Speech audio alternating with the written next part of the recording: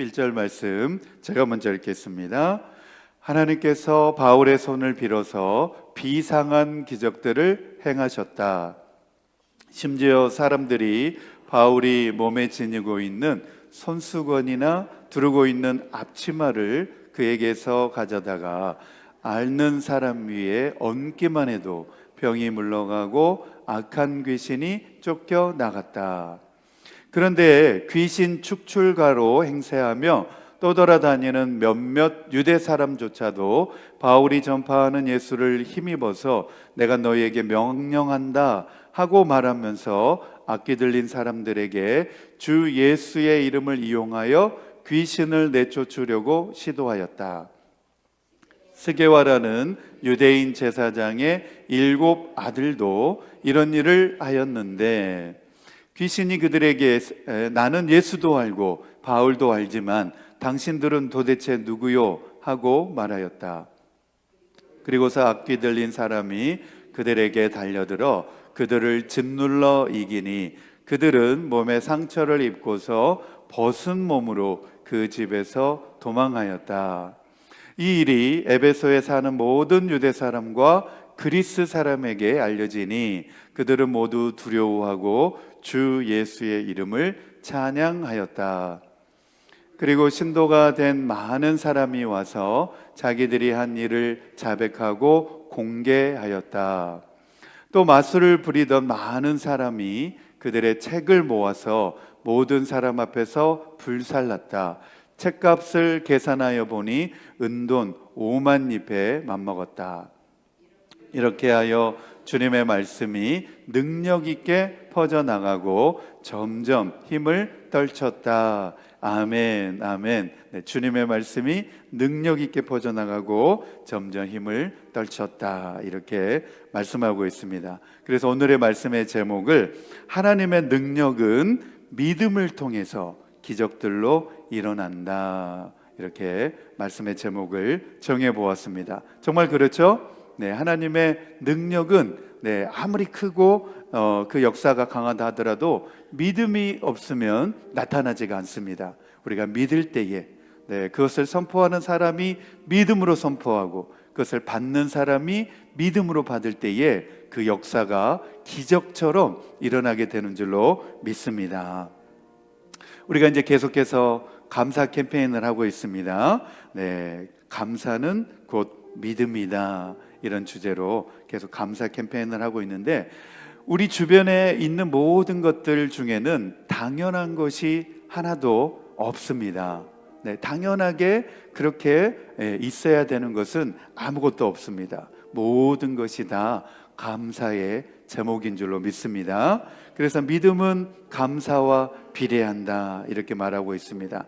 믿음은 감사할 때 믿음이다. 그래서 하나님의 은혜를 기억하지 않고 감사하지 않는 사람에게는 미래가 없다 이렇게 말했는데 이스라엘 백성들에게도 모세가 하나님의 은혜를 기억하고 감사해야 된다라고 모압 평지에 이스라엘 사람들을 다 불러 모아놓고 그렇게 말을 했습니다. 그 내용이 신명기 8장 2절에서 3절 말씀에 나옵니다. 신명기 8장 2절에서 3절 말씀에 보면 모세가 그 이스라엘 회중들에게 뭐라고 고백하냐면 당신들이 광야를 지나온 40년 동안 주 당신들의 하나님이 당신들을 어떻게 인도하셨는지를 기억하십시오. 그렇게 오랫동안 당신들을 광야에서 머물게 한 것은 당신들을 단련시키고 시험하셔서 당신들이 하나님의 계명을 지키는지 안 지키는지 당신들의 마음속을 알아보려는 것이었습니다. 주님께서 당신들을 낮추시고 굶기시다가 당신들도 알지 못하고 당신들의 조상도 알지 못하는 만나를 먹이셨는데 이것은 사람이 먹는 것으로만 사는 것이 아니라 주님의 입에서 나오는 모든 말씀으로 산다는 것을 당신들에게 알려주시려는 것이었습니다. 이렇게 말씀하고 계십니다. 감사는 무엇이냐? 하나님의 은혜를 기억하는 것입니다. 우리가 하나님 나를 얼마나 사랑하시고 여기까지 인도해 주셨는가를 우리가 기억하고 회상할 때에 우리가 감사할 수 있는 것입니다. 그래서 은혜를 기억하지 않는 것을 다른 말로 배은망덕이다, 이렇게 이야기를 합니다. 사람들과의 관계 속에서도 그 은혜를 기억하지 않고 은혜를 갚지 않으면 배은망덕한 사람이다, 이렇게 말하듯이 마찬가지로 우리가 하나님의 은혜를 기억하지 않고 감사하지 않은 것이 바로 배은망덕이라는 것입니다. 놀랍게도 우리가 하나님의 은혜를 기억하는 순간 그 속에서 임재하시는 하나님의 놀라운 손길을 우리가 되새겨 볼 수 있게 되고, 또 하나님을 우리가 그 순간 경험하게 되고 만나게 되어지는 것입니다. 기억하지 않는다면 그냥 의미 없이 흘러가는 그런 시간 속에 그냥 한 사건으로 불과할 그런 일이 될 것입니다. 하지만 우리가 기억하고 감사하면 그 안에서 하나님을 만나게 되는 줄로 믿습니다. 그래서 우리가 믿음으로 하나님을 기억하고 감사하는 사람에게 하나님은 임마누엘 해주시는 줄로 믿습니다.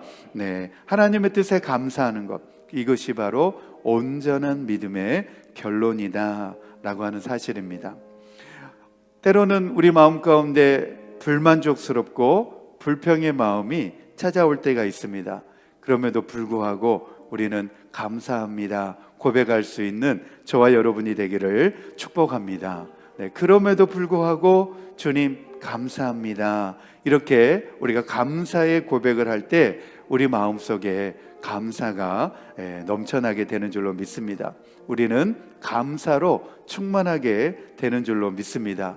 감사할 줄 알고 감사를 표현할 줄 아는 사람이 진정한 의미에서 성숙한 신앙의 사람이라고 하는 사실입니다. 오늘 말씀 듣기 전에 우리 잠깐 기도했으면 좋겠습니다. 우리 감사가 곧 믿음이라고 하였는데, 우리 범사에 감사하고 하나님의 뜻에 감사할 수 있는 성숙한 신앙인 되게 하여 주옵소서. 우리 주여 한번 부르시고 다 함께 통성으로 기도하겠습니다. 시작. 주여, 아버지 하나님, 우리 모두가 감사하는 아버지 신앙인 되기를 원합니다. 내 삶 가운데 주어진 환경을 감사할 수 있게 하여 주시고, 아버지 하나님, 내 마음 가운데 찾아오는 불만족스러움과 불평의 마음이 들 때에도 그럼에도 감사하다 고백할 수 있는 우리 모두가 되게 하여 주옵소서. 그럼에도 불구하고 감사하다, 그리 아니하실지라도 감사합니다. 물은 무화과 나무에 무화과가 없고 열매가 없고 포도나무에 소출이 없을지라도 우리는 여호와로 인하여 기뻐하고 감사합니다라고 고백하였던 하박국 선지자의 고백처럼 그럼에도 불구하고 주님 감사합니다, 아버지 감사합니다 고백할 수 있는 우리가 되게 하여 주시고, 우리 성숙한 신앙인들 다 될 수 있게 하여 주옵소서. 감사할 줄 알고 감사를 표현할 줄 아는 사람이 진정한 의미에서 성숙한 신앙을 가진 사람입니다. 아버지, 우리 입술의 고백 가운데서 감사할 수 있는, 감사를 표현할 수 있는, 아버지 감사의 마음을 가질 수 있는 그러한 성숙한 신앙인들 다 되어질 수 있도록 주여 도와주시고 은혜를 베풀어 주옵소서. 오늘도 주님 앞에 이 감사의 제목을 가지고 주님 앞에 나왔습니다. 아버지 하나님, 주님께 감사합니다. 여기까지 인도하여 주신 것을 감사합니다. 주님의 은혜가 너무나 크고 감사합니다. 감사하는 마음으로 오늘도 주님의 말씀 듣기를 원합니다. 주의 성령님께서 우리의 마음을 주장하여 주시고 겸손하게 하시고 옥토와 같은 마음이 되게 하여 주셔서 오늘 선포되어지는 말씀이 우리 마음밭에 뿌려져서 30배, 60배, 100배의 놀라운 결실을 맺게 하여 주시고 그 말씀의 은혜에 반응할 수 있는 우리 모든 성도님들 다 되어지게 하여 주옵소서. 감사를 드리며 이 모든 말씀을 예수님의 이름으로 기도드립니다. 아멘, 아멘, 할렐루야. 네, 감사가 곧 믿음인 줄로 믿습니다. 네, 저와 여러분이 감사하는 성도 되기를 바랍니다. 우리 첫 번째 주제입니다. 첫 번째 주제 같이 읽겠습니다. 시작. 기적과 표징의 선물은 선포하는 사람의 믿음과 그 선포를 듣고 각성하는 사람의 믿음, 이 두 가지 믿음에서 결코 분리되지 않는데, 하나님은 예수 그리스도를 통하여 오직 믿음을 통해서만, 그리고 믿는 사람한테만 그 자신의 능력을 베풀어 주십니다. 아멘. 성경에서 이 믿음을 얼마나 많이 강조하고 있는지 모릅니다. 그리고 우리가 성경을 읽으려고 딱 펼쳤을 때 구약 성경 창세기 1장 1절에 보면 태초에 하나님이 천지를 창조하시니라 이렇게 되어 있는데, 이성적으로 어떻게 하나님이 천지를 창조하셨지? 믿음 없이 그것을 이해하려고만 하면 그 다음부터 이어지는 모든 말씀들이 이해가 되질 않고 믿어지지가 않습니다. 그러나 태초에 하나님이 천지를 창조하셨느니라, 이 말씀을 믿는 순간 놀라운 기적의 역사가 시작되어지는 줄로 믿습니다. 우리의 눈이 열리고 우리의 영안이 열려서 정말 그렇구나, 하나님이 태초를 창조하셨구나, 이 믿음을 가지고 우리가 나오게 되면 그 다음부터 그 모든 말씀이 놀라운 말씀으로 믿어지게 되는 줄로 믿습니다. 하나님이 이 천지 만물, 우주 만물을 다 창조하셨습니다. 여러분, 우주를 한번 들여다보시기 바랍니다. 우주가 얼마나 큽니까? 정말 지금도 과학으로는 그 우주의 크기를 과히 측정할 수가 없고 상상할 수가 없습니다. 그러한 광대한 우주를 만드신 하나님이 바로 우리의 하나님이신 줄로 믿습니다. 우리가 믿고 있는 바로 믿음의 대상인 하나님이십니다. 예수님께서도 병자들을 고쳐주시기 전에 항상 먼저 내가 믿느냐라고 물어보셨습니다. 그렇게 먼저 믿음을 점검하신 다음에 예수님께서 고쳐주셨습니다. 예수님은 그 병자를 고쳐주실 수 있는 능력을 가지고 계신 분이십니다. 그럼에도 불구하고 그냥 고쳐주시는 것이 아니라 그 병자에게 내가 믿느냐, 내가 고침받을 것을 믿느냐, 내가 너를 고쳐줄 것을 믿느냐 라고 그 병자에게 그 믿음을 확인하시고 점검하신 다음에 예수님께서 그 병자를 고쳐주셨다라고 하는 사실을 우리가 잘 생각해 보아야 되는 것입니다.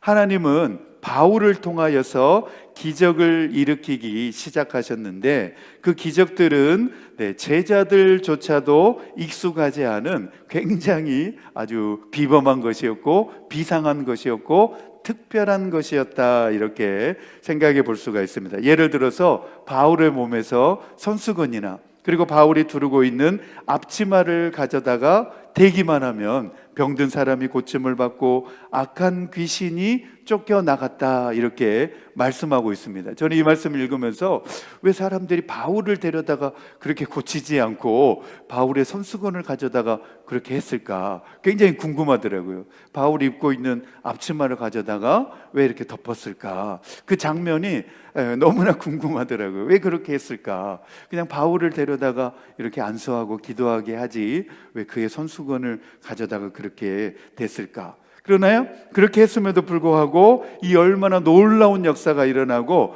엄청난 능력이 일어나게 되는 것을 우리가 보게 되지 않습니까?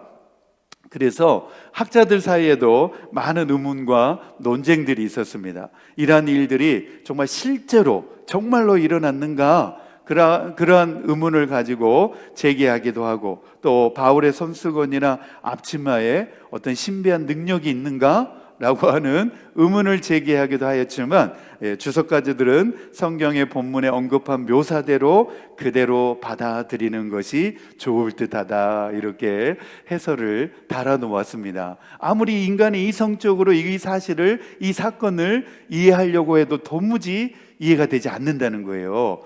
그러나 성경의 본문에 묘사되어진 그대로 그냥 받아들이고 믿는 것이 좋을 듯하다, 그렇게 주석가들도 설명을 달아놓았습니다.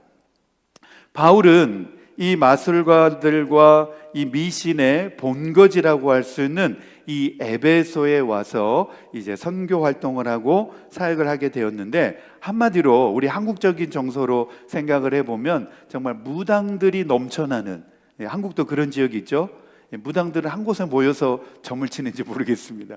무당들이 점치는 곳에 보면 다 그냥 그 골목이 다 그냥 무당들이 있는 그런 그 골목입니다. 그러니까 그들은 사람들은 다 이렇게 한 곳에 모여가지고 무당들이 이렇게 점을 치는데, 이 에베소도 마찬가지로 이런 점치는 사람들, 마술을 행하는 사람들, 무당들이 넘쳐나는 그러한 지역에 가서 이 선교 활동을 했습니다. 말씀을 전하고 복음을 전했던 것이죠. 그렇다면 이러한 상황과 현실을 생각해 볼 때에 하나님께서는 바울을 통하여서 하나님의 이러한 신비한 능력을 행사하셨다라고 하는 사실이 조금도 이상할 것도 없는 일이라는 것이죠. 지금도 이 선교지에 보면 선교지에서 많은 선교사님들이 성경에 묘사된 기적과 능력들이 나타나고 있습니다. 그러한 역사들이, 정말 성경에 기록된 역사들이 지금 현재에도 선교지에서는 그대로 일어나고 있습니다. 기도하면 병자들이 고침을 받고 귀신들이 쫓겨나가고 병든 자가 고침을 받고 하는 역사들이 선교지에서 그대로 일어나고 있습니다. 이렇게 간증하는 내용들을 많이 들어보았습니다. 우리가 현실 가운데 또 살아가고 있는 가운데 우리 눈에 띄게 이렇게 기적들이 나타나지 않는다고 하여서 성경의 기적들이 지금은 일어나지 않는다라고 생각할 필요가 없습니다. 우리가 비록 눈으로 보지 않더라도 지금 현재에도 성경에 묘사된 기적들이 현재에도 선교지 가운데 여전히 나타나고 있습니다. 할렐루야. 그렇다면 우리의 실생활에서는 왜 이런 기적들이 나타나지 않는 것일까? 저도 그런 생각을 해보게 되었습니다. 분명히 성경에서 이런 기적이 나타나고 선교지에서도 선교사님들이 성경의 기적들이 나타난다고 하는데 왜 우리의 실생활에서는 이런 기적들이 나타나지 않고 하나님의 능력이 보여지지 않을까? 이렇게 생각을 해보면서 제가 얻은 깨달음의 결론은 무엇이냐? 믿음의 차이라는 거죠. 우리가 그만큼 순수하게 믿지 않고 받아들이지 않는다는 것입니다. 이 세상에서 그런 행세를 하는 사람들이 하도 많아가지고 다 우리가 그런 속아 넘어간 겁니다. 하도 언론에서 그런 가짜 목회자들, 그런 가짜 능력을 행하는 사람들이 하도 많이 나타나가지고 우리의 믿음이 예전처럼 그렇게 순수하지 못하다는 거예요. 그래서 우리의 믿음의 차이뿐이지 하나님의 능력의 차이가 있는 것은 아니라는 사실입니다. 저와 여러분이 하나님 앞에 정말 순수한 믿음으로 나아가기만 하면 하나님의 능력과 기적의 역사는 지금도 우리의 실제가 되는 줄로 믿습니다. 아멘, 아멘. 그리고 이 손수건이나 앞치마 자체에 어떠한 신비한 능력이 있는 것이 아니라 바로 하나님의 능력과 그 능력을 받아들인 사람의 믿음을 통하여서 이 기적들은 일어난다라고 하는 사실입니다. 이 미신과 주술이 범람하는 도시였던 에베소에서 바울의 선교 사역은 이러한 특별한 기적의 행사가 필요했다라는 이해를 가지고 우리가 말씀을 오늘 듣기 원합니다. 사도 바울을 통해서 이 병자들이 고침을 받고 악령과 악귀들이 떠나가는 이 사실 그대로 정말 믿기 어려운 놀라운 이적과 기적들이 나타나자 자신들의 출세를 빌미로 해서 기회를 잡으려고 했던 몇몇 유대인들도 출현을 했습니다. 오늘 본문의 내용이 이제 바로 그 내용이죠. 13절 말씀에 보면 귀신 축출가로 행세하며 떠돌아다니는 몇몇 유대 사람들이 오늘 본문 가운데 등장하고 있는 것을 볼 수가 있습니다. 우리 사도행전 19장 13절에서 14절 말씀 다 같이 읽겠습니다. 시작. 그런데 귀신 축출가로 행세하며 떠돌아다니는 몇몇 유대 사람조차도 바울이 전파하는 예수를 힘입어서 내가 너희에게 명령한다 하고 말하면서 악귀 들린 사람에게 주 예수의 이름을 이용하여 귀신을 내쫓으려고 시도하였다 그랬습니다. 개역 한글 성경에 보면 마술하는 어떤 유대인들이 예수를 빙자하여 그랬습니다. 사도 바울이 병든 자를 고치고 귀신들을 내쫓을 때에 나사렛 예수의 이름으로 너에게 명령하니 이 귀신아 떠나가라 그러니까 실제로 귀신이 막 떠나가는 거거든요. 발악하면서 소리 지르면서 막 귀신이 떠나가는 모습을 본 겁니다. 그러면서 이제 에베소 지역에 이게 막 소문이 난 겁니다. 그러면서 이제 귀신 축출가로 행세하면서 떠돌아다니고 있는 유대인들이 야, 저렇게 하니까 귀신이 떠나가는구나, 야, 우리도 한번 해보자, 이렇게 된 겁니다. 그래서 이 몇몇 유대인들이 예수를 빙자하고 바울이 명령하는 예수 이름으로 명하노니 이 귀신아 떠나가라, 막 이렇게 이제 그렇게 이제 행세를 하고 다녔다는 겁니다. 이 이방 지역을 떠돌아다니면서 자신의 이름을 좀 날려보기를 원하고 사람들에게 좀 유명세를 떨쳐보기를 원하고 또 자신들의 어떤 출세를 생각을 했던 사람들이 이번 일을 계기로 해가지고 좋은 기회로 이렇게 생각을 했던 것입니다.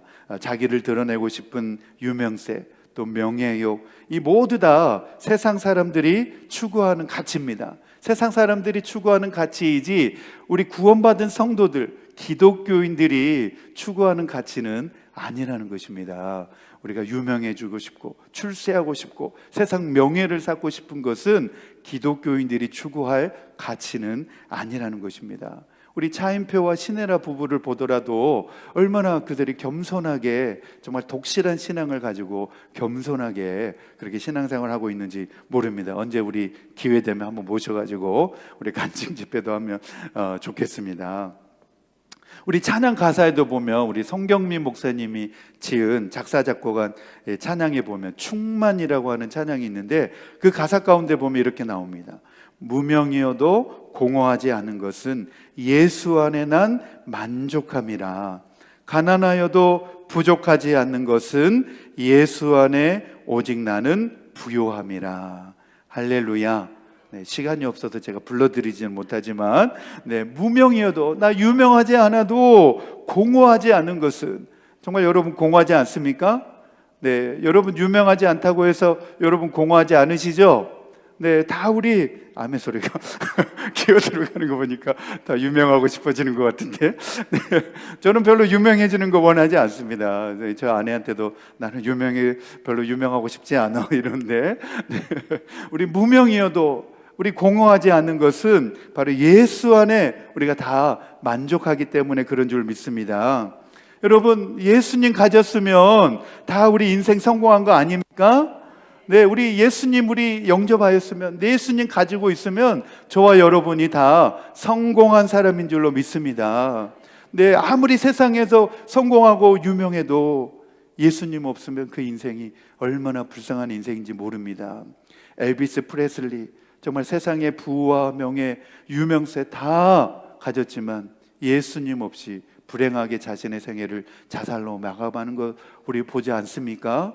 예수님 없으면 세상에서 아무리 잘 나가고 아무리 유명세를 가지고 있다 해도 불행한 거죠. 공허한 것입니다. 그러나 우리는 무명이어도 예수님 가졌으면 우리가 성공자인 줄로 믿습니다. 저도 그렇게 생각하고 만족하고 살고 있습니다. 예수님 믿었으니까 너무 감사하다. 예수님이 다다. 나는 예수님이 전부다. 라고 하는 그 만족감 가운데 오늘날 이렇게까지 살아가고 있습니다. 이 세상 헛되다고 고백하는 사람들이 바로 우리 예수님 믿는 사람들인 줄 믿습니다. 그런데 우리가 무슨 욕심과 미련을 가지고 얼마나 더 높아지려고, 높아지면 얼마나 더 높아진다고 우리 서로 경쟁하면서 그렇게 우리 목소리 높여가면서 아우성 치고 있습니까? 우리 적나라하게 말해서 정말 그 마음속에 예수님이 없기 때문에 그런 것 아니겠습니까? 정말 그 마음 가운데 예수님이 있으면, 예수님 그 마음 가운데 가지고 있으면 우리가 만족하면서 우리가 살아갈 수 있는 줄로 믿습니다.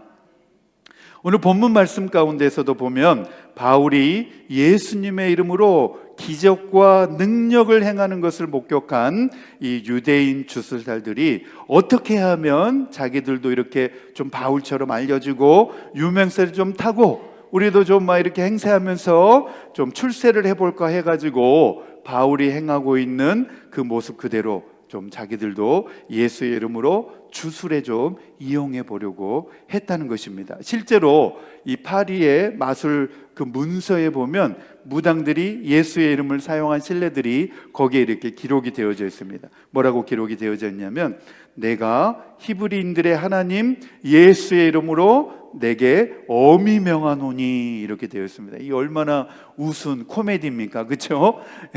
이 마술 문서에 이 마술사들이 그렇게 했다는 거예요. 내가 히브리인들의 하나님, 네, 하나님이 히브리인들의 하나님이란 걸 알았으니까, 네, 히브리인들의 하나님 또 갖다 잘 붙였어요. 예수의 이름으로 내게 명하노니, 이렇게 붙이기는 갖다 잘 붙였는데 그 속에 믿음이 없는데 그 능력이 나타나겠습니까? 그렇죠? 네, 여기에서도 보면 바울이 전파하는 예수를 빙자하여서 굳이 바울의 이름까지 언급한 것을 보면 바울이 행하는 능력에 아마 압도된 탓도 있겠지만, 그보다는 이 주술사들이 악령을 쫓아내는 데 있어서 가장 중요한 것이 아마 정확한 마술적인 주문을 외워야 된다, 아마 그런 생각을 한 나머지 바울이 전하는 예수의 이름으로 그렇게 이름을 사용했다라고 볼 수가 있습니다. 여러분 한번 생각해 보시기 바랍니다. 이런 엉터리 마술사들도 예수의 이름으로 악력을 쫓아낼 수 있다, 그렇게 이름을 사용하고 있는데 하물며 우리일까 보겠습니까? 하나님의 자녀가 된 우리들이 정말 예수의 이름으로 명령하고 외치면 하나님의 능력이 나타나지 않겠습니까? 할렐루야, 아멘. 네, 이렇게 자신들의 출세를 빌미로 기회를 잡으려고 하는 유대인들의 사례가 14절에 등장하고 있습니다. 스게와의 7 아들이라고 소개하고 있습니다. 바로 이렇게 몇몇 유대인들이라고 말했다가 14절부터는 구체적으로 그 사람들이 누구인지 그 사람들의 이름이 언급되어지고 있습니다. 14절에 보면 스게와라는 유대인 제사장의 7 아들도 이런 일을 하였는데 그랬습니다. 이 말씀 가운데 보면서 저는 아주 충격을 받았습니다. 무슨 충격을 받았냐면, 이 문제의 지금 심각성을 여러분들 보시겠습니까?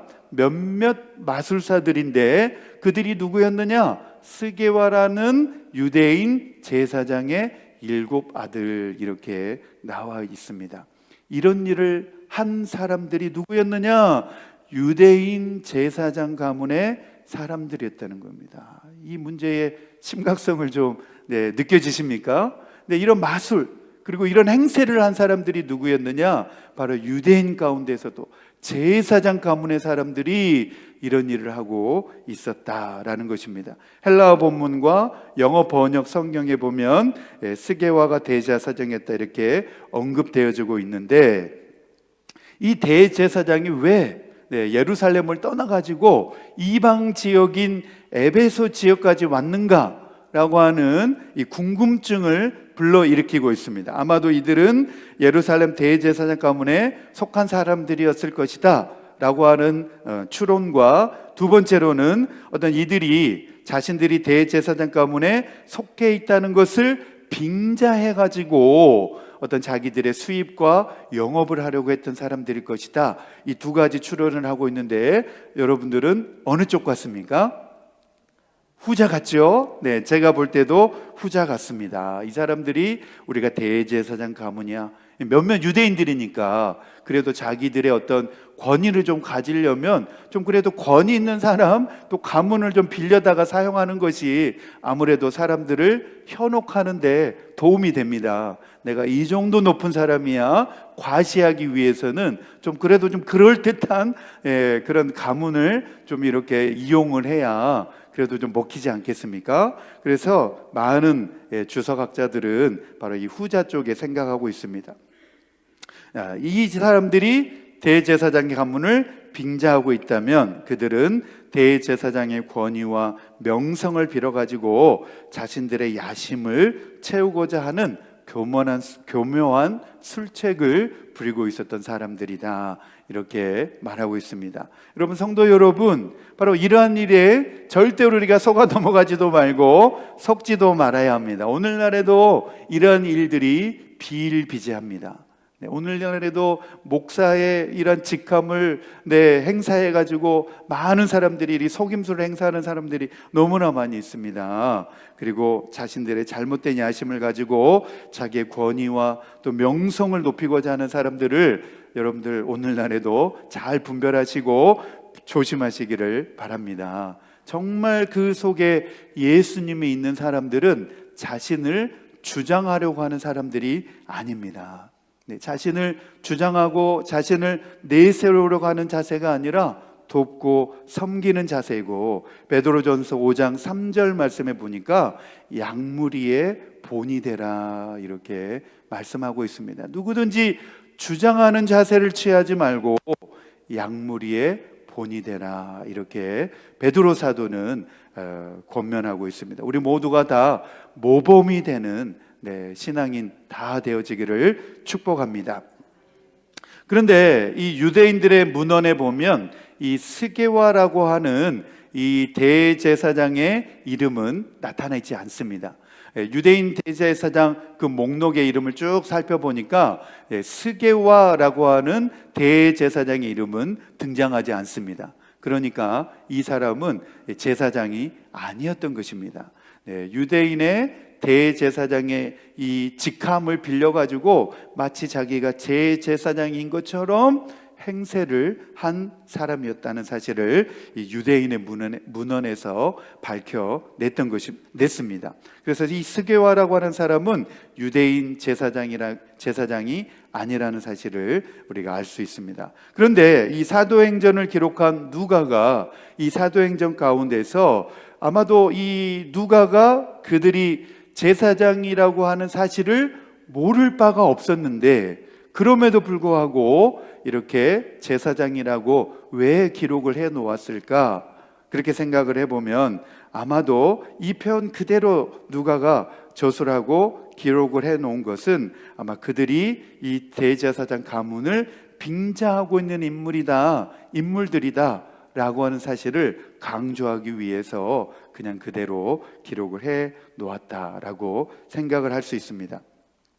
이들이 이런 교활한 활동을 한 것은 마치 사도행전 8장에 보면 이 사마리아인 마술사 시몬의 태도와도 매우 유사하다 이렇게 생각을 해볼 수 있습니다. 이들이 저들의 사악한 행동들을 버리지 못하고 오히려 예수의 능력을 힘입어서 자신들이 지금까지 행사하던 사악한 일들을 계속하고자 했다는 사실을 누가도 강조하고 있는 것을 볼 수가 있습니다.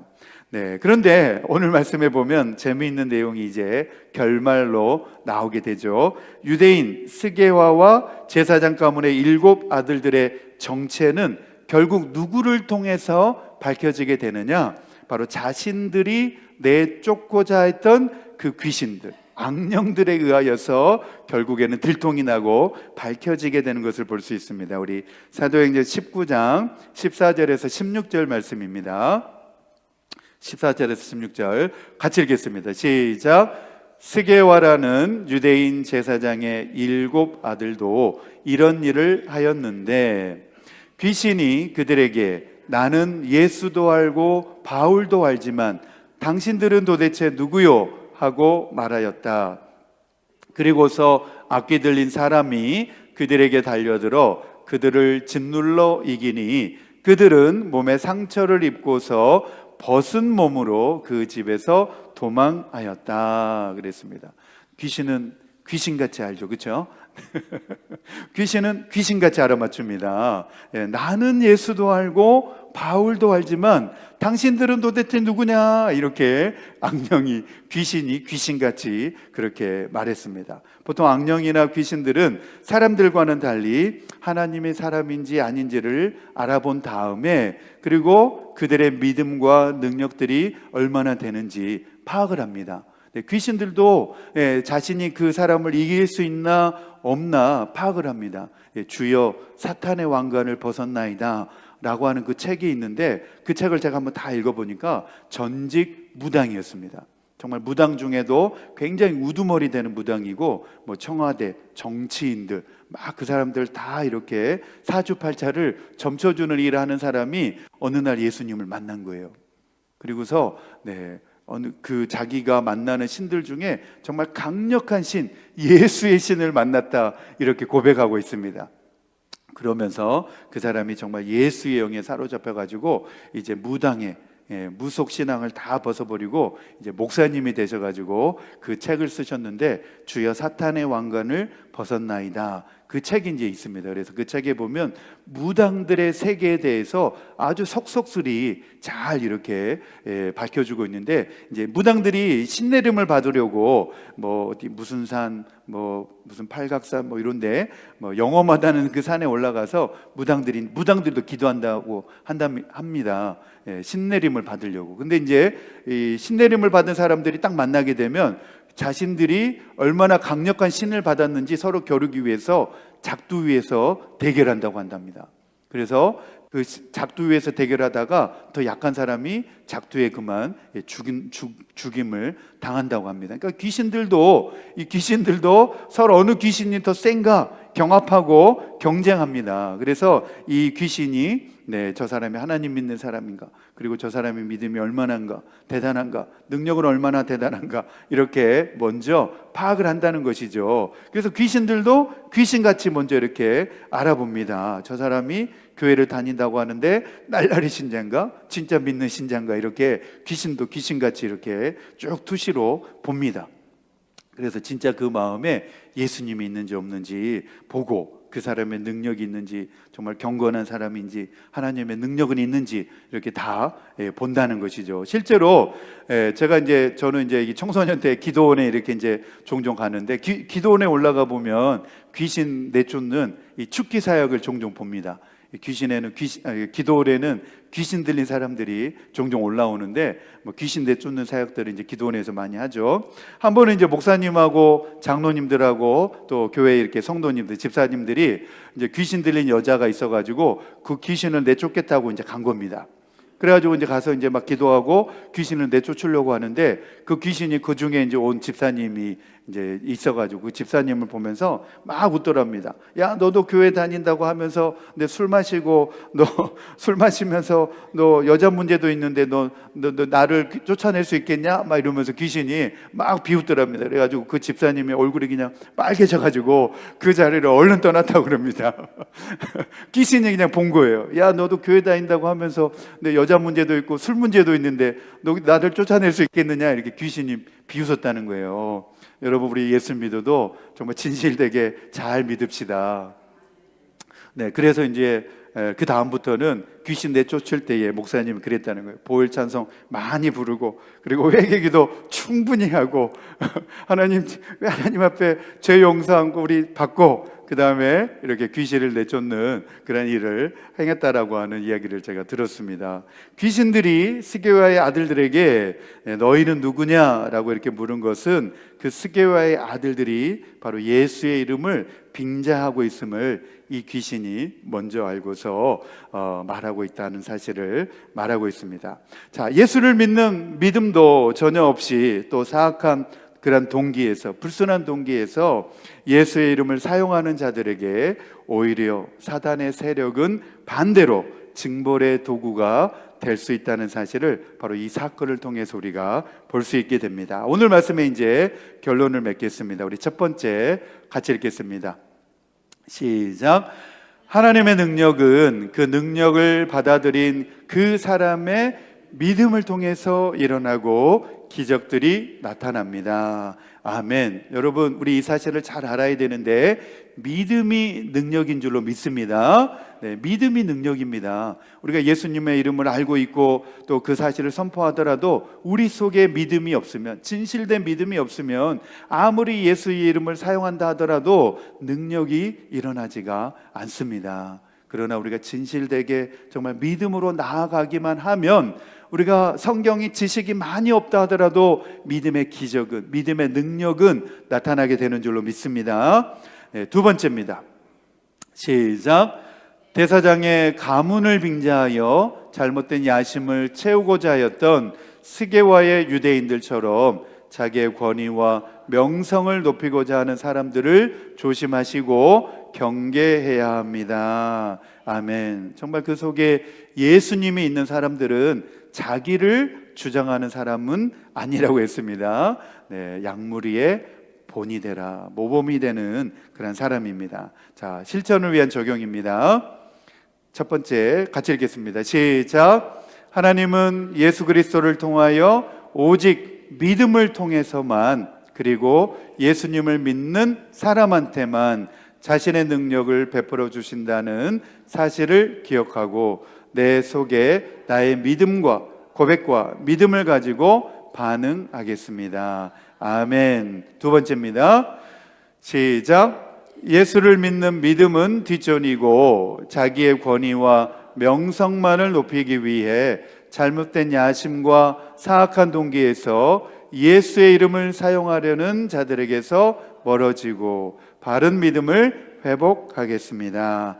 아멘, 아멘. 우리 바른 믿음, 정직한 영을 우리가 갖는 것이 너무나 중요합니다. 우리 9월 주제 찬양입니다. 이 찬양 부르면서 우리 믿음으로 결단하기입니다.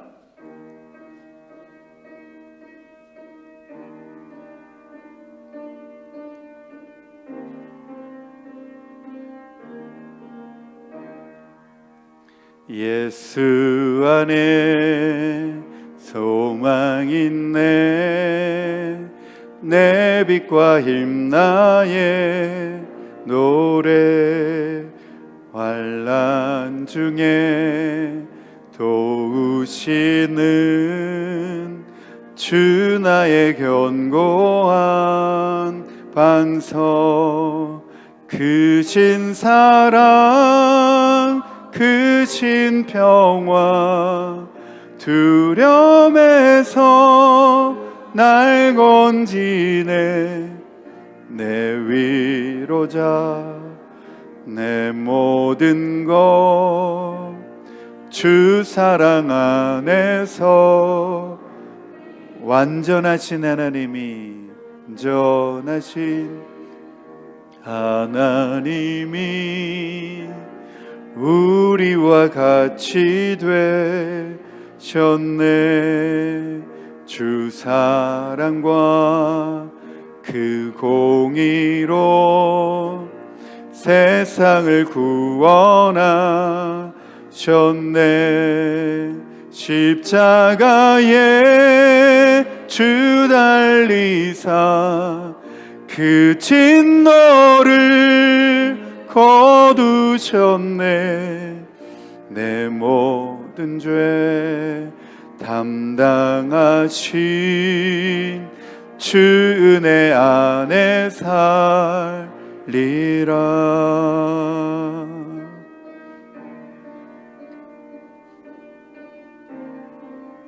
죽임당한 세상의 빛, 죽임당한 세상의 빛, 어둠 속에 누이셨네. 영광스러운 그의 날에 무덤에서 부활했네. 승리하신 우리 주님, 원수들을 물리쳤네. 나 주의 것, 주 나의 것, 주 보혈 안에 살, 주 예수의 능력으로 내 속에 두려움 없네. 나의 사는 모든 순간 주께서 다스리시네. 어느 것도 주 손에서 날 빼앗지 못하리라. 주 오실 날 기다리며 주 능력 안에서 리라. 아멘, 아멘. 사랑하는 성도 여러분, 그렇습니다. 정말 예수가 전부입니다. 저와 여러분이 예수님 만나고 예수님 붙잡으면 우리는 누구보다도 성공한 사람입니다. 우리는 인생 성공한 사람입니다. 우리가 무엇을 더 바라겠습니까? 예수면 전부다, 예수면 다다 라고 하는 그 믿음 확고하게 붙잡게 되시기를 축복합니다.